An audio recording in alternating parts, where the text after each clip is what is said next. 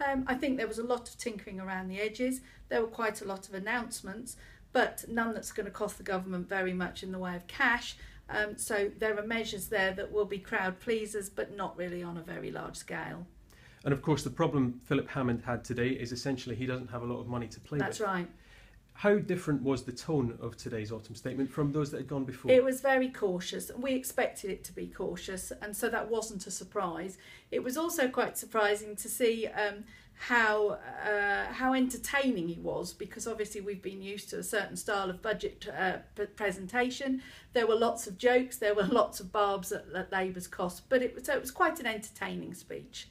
And for those who perhaps haven't kept up with the autumn statement, what will this mean for them and the pound in their pocket for the ordinary man in the street? Well, the good news is that actually we're not going to be an awful lot worse off. The personal allowance is being maintained. Fuel duty isn't going up, so that's very good news for all of us motorists. And the downside, I think, probably is that if anything, we're going to pay a little bit more for our insurance premiums from next June. But I think on balance, we can all live with that.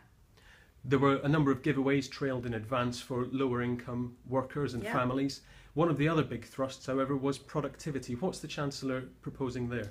Well, there were lots of measures to get to encourage people to work longer, save harder, go back into work with universal credit changes, and also lots of measures for employers in terms of looking at broadband support, business rate support.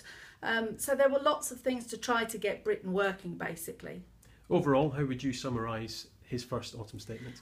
Quite entertaining, which surprised me. I thought it was maybe going to be a bit dull. It was quite entertaining, so I enjoyed that. And the big measure for me, of course, is the fact that actually we won't be having an autumn statement any longer. We'll be having a budget in the autumn from next year, and then followed by a spring statement. It's a small change, but for me, that's very exciting.